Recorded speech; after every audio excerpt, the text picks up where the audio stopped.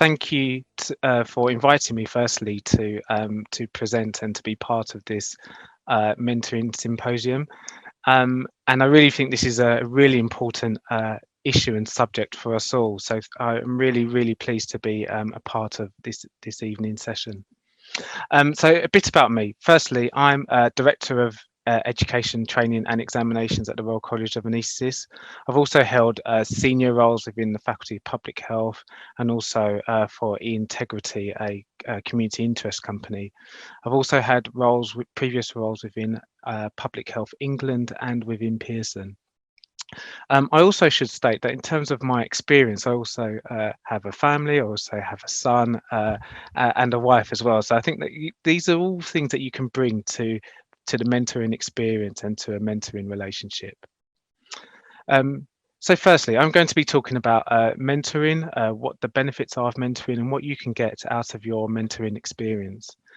So firstly, just to talk about the relationship of mentoring, it's a relationship, it's a responsibility, and it's a relationship in which a more experienced or more knowledgeable person can help and guide a person.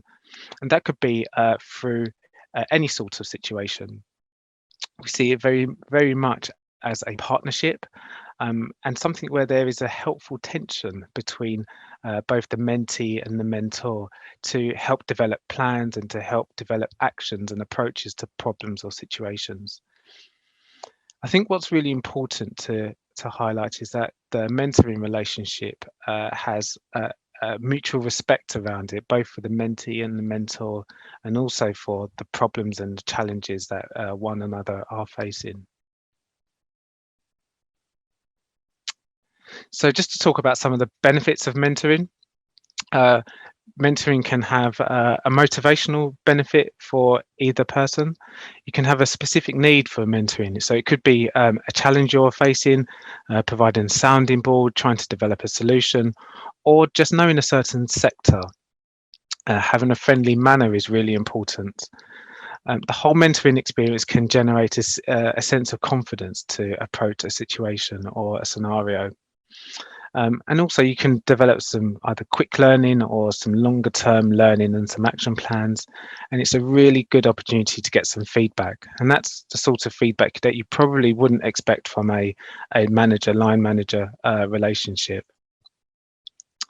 And some of these experiences and benefits you may see or you may feel from some of your friendships, your family, either your work life or from your community, but they're all really important as part of the mentoring experience. So just trying to think about some of the skills of a mentor. And in my earlier slides, you heard me talking about a partnership. And you can see from this model, which was developed by Phillips and Jones in 2002, it's very much a partnership. And you can see that both the mentee and the mentor bring specific skills and attributes and contributions to the relationship. So this model was developed in 2002 into the specific processes and skills required to ensure a strong and successful mentoring relationship. So that could be for the mentee side is following through, and that's following through on the commitments and the actions that you agree with the mentor and managing the relationship. So making sure that you're proactive and that you're putting energy into the mentoring process.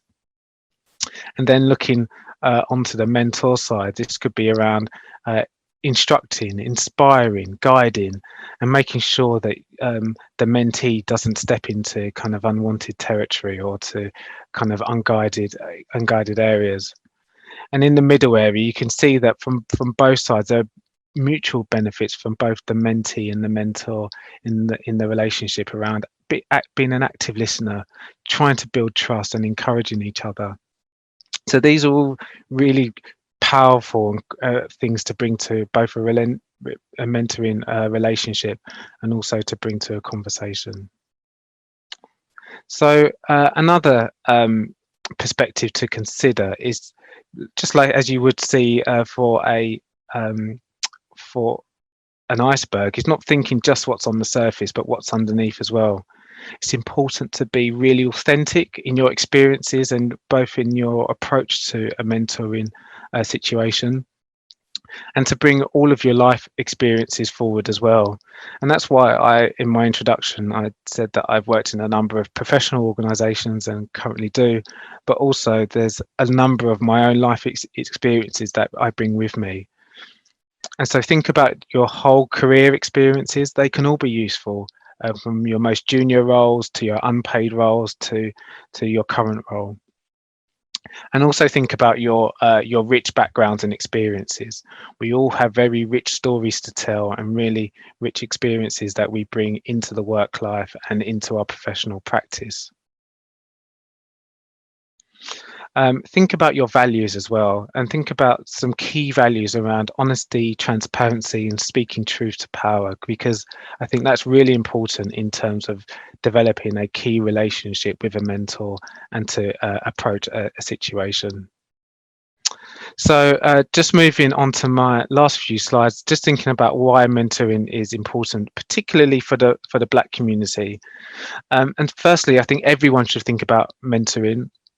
There are benefits on both sides, so both the mentee and mentor. And I think that encouraging more of the Black community and Black professionals to become mentors and to become mentees will be important. And we need more visible Black leaders, frankly. We need more Black leaders around the board table and on executive teams as well. So it is certainly for everyone's interest to become a mentor. And also, we need to think about how we can architect the conditions for progress and development in our community. And we need to be able to reach out to those people who may be more junior than us, who may want just that push in the right direction, or may just require a different perspective. So also, if you're in a more senior role, try to think about reverse mentoring, for example. So whether you can be mentored and coached by someone who's potentially more junior than you or in a different sector to you. So it's really important to think about those aspects as well. So let's think about how to choose a mentor. And it's really important before you get into a mentoring conversation and relationship is to think, plan and analyze the situation. And if possible, understand yourself and others. It's a key leadership skill to understand what your strengths are, what your preferences are, and your areas of development. Try to problem solve yourself firstly, and to determine what initial support you may need. Is it something specific around finance, operations, health, education, or communications? It's really important that when you engage with a mentor, you have a clear idea of what you would like. And also think about whether one mentor is enough, whether you can think of a range of mentors, and also think about someone who may bring a different perspective to what you need. So just to finish up, does it have a place in personal or career development? Absolutely, yes. Think about developing both your personal and professional requirements. Continually challenge yourself, your thinking and your colleagues. And if thinking about a role model, understand what it is about them, what you like and why them. So thank you. I hope that's given some ideas for some thought, and I'd like to just thank both Dr. Nike and the team for again inviting me on for this session.